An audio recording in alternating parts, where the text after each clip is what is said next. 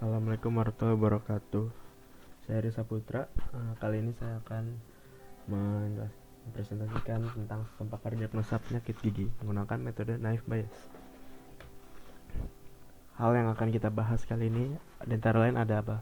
Ada latar belakang, tujuan penelitian, metode pengumpulan data, landasan teori, yaitu landasan teori tentang sistem pakar, metode penelitian, yaitu kita menggunakan metode naive Bayes, lalu algoritma sistem pakar, tabel pakar, likelihood, hasil presentasi penyakit gigi, lalu kesimpulan. Pertama, latar belakangnya itu makanan manis itu lengket dan mudah tertinggal di sela-sela gigi dan akan meninggalkan bakteri yang akan merusak gigi.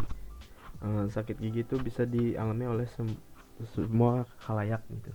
Jadi penderita sakit gigi umumnya tuh mendapat gejala dan mengeluh sakit, mengeluh cenut-cenut dan akan sedikit menyebalkan untuk penderitanya ya. Beberapa permasalahannya itu saat sakit gigi itu pasien tuh tidak banyak waktu untuk mengidentifikasinya. Jadi sangat menyebalkan itu sih, sakit gigi itu sangat cenut-cenut, nyeri. Jadi dengan ada sistem pakar ini pasien mungkin akan bisa mengidentifikasinya tanpa harus membutuhkan waktu yang lebih untuk konsultasi pada dokter gigi. Tujuan penelitiannya itu ya membentuk suatu sistem yang dapat mendiagnosa jenis penyakit gigi. Lalu metode pengumpulan datanya yaitu peneliti melakukan wawancara terhadap pakar ahli yang ada pada bidang tentang penyakit gigi. Lalu yang kedua, peneliti melakukan studi literatur tentang penyakit gigi. Lalu ada landasan teori sistem pakar. Yang pertama itu kepakaran. Kepakaran merupakan suatu penguasaan pengetahuan di bidang tertentu yang didapatkan dari pelatihan, membaca, atau pengalaman.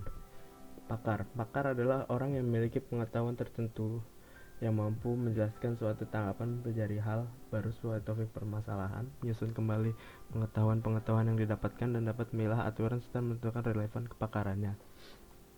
Lalu ada pemindahan kepakaran ini, proses melibatkan 4 proses yaitu dari pakar sumber lain, jadi bisa jadi wawancara, inferensi pengetahuan, representasi pengetahuan, pada kompetensi pemindahan pengetahuan ke pengguna, inferensi. Jadi pemindahan kepakaran ini bisa seperti wawancara atau melakukan studi literatur.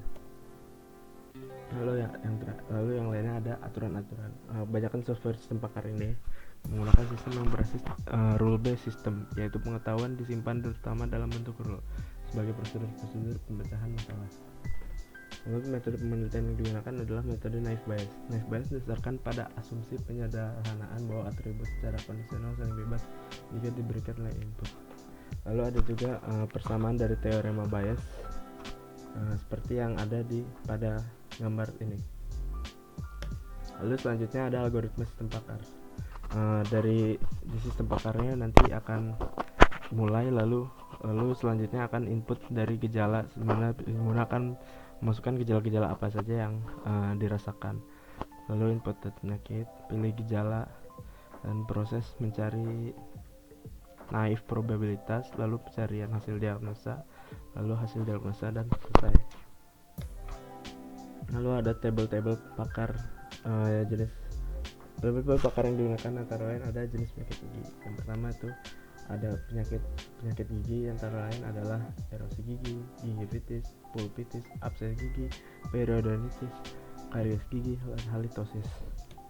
Lalu ada tabel gejala, di mana gejala-gejala ini banyak seperti ada bau mulut, pecah, gigi goyang, gigi renggang, gusi bengkak, gusi meradang, gusi nyakit, nyeri saat luka, dan lain-lainnya. Dimana nanti gejala-gejala ini akan menentukan penyakit gigi apa yang dialami oleh si user. Lalu ada juga nih seperti tadi dimana tadi gejalanya banyak, ada G01 sampai G37, yaitu ada jadi nanti akan dimasukkan dan ada beberapa penyakit yang mengalami gejalanya seperti erosi gigi mengalami gejala 1, gejala 2 dan seterusnya. Lalu selanjutnya di sini kita akan mencontohkan perhitungannya. Dimana di sini ada seorang pasien yang dari gejala-gejala tadi yang disebutkan, dia itu mengalami gusi bengkak, namun gusi tidak berdarah, lalu gusinya sakit jika disentuh, lalu gusinya berlubang, lalu dia mengalami gusinya nyeri. Selanjutnya dia juga mengalami bau napas yang tidak sedap, lalu dia juga mengalami gigi sakit jika makan atau minum panas atau dingin, lalu dia juga mengalami rasa pahit dalam lidahnya, lalu giginya juga terasa goyang dan lehernya juga menjadi merah. Nah, di sini ada angka-angka likelihood yang telah ditetapkan oleh pakar, yaitu jika gusi bengkak, contohnya ini pada gusi bengkak ya, jika gusi bengkak di mana 0,6% ini dia mengalami erosi gigi, 0,6 gigi, dia mengalami gingivitis, nilai 0,6 dia mengalami pulpitis, dan juga seterusnya. Lalu dari data gejala pasien ini, lalu dari nilai-nilai likelihood ini akan dihitung ke dalam rumus likelihood, di mana semua probabilitas tadi akan dikalikan oleh rumus dan akan mendapatkan nilai likelihood. Dari data gejala yang tadi didapatkan, setelah dihitung dapatkan hasil normalisasi nilai likelihood erosi gigi berjumlah 0,10928, gingivitis senilai 0,15846, pulpitis itu bernilai 0,14086, abses gigi bernilai 0,11117, periodontitis bernilai 0,13433, karies gigi bernilai 0,04941, dan halitosis itu bernilai 0,29646. Lalu dari hasil normalisasi itu dijadikan persen.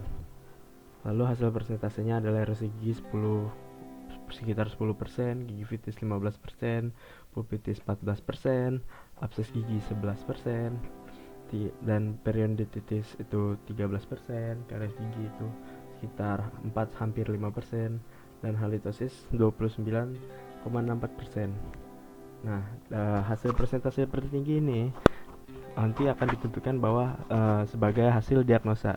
Jadi contoh pasien tadi menderita penyakit gigi yaitu halitosis.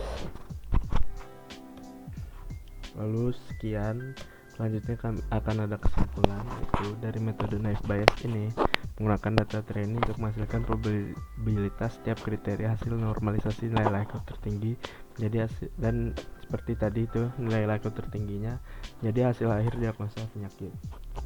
Lalu selanjutnya, basis aturan bertujuan klasifikasian penyakit berdasarkan gejala penyakit. Pengklasifikasian menggunakan pendekatan probabilitas. Lalu diagnosa penyakit gigi dengan metode naive Bayes dilakukan beberapa tahapan. User melakukan input fakta gejala penyakit. Kemudian sistem akan menghitung probabilitas dan likelihood dan posterior. Nilai terbesar dari penghitungannya akan dijadikan hasil diagnosa. Sekian presentasinya. Jika ada pertanyaan bisa ditanyakan di comment section di bawah. Terima kasih. Saya Risa Putra. Selamat malam. Assalamualaikum warahmatullahi wabarakatuh.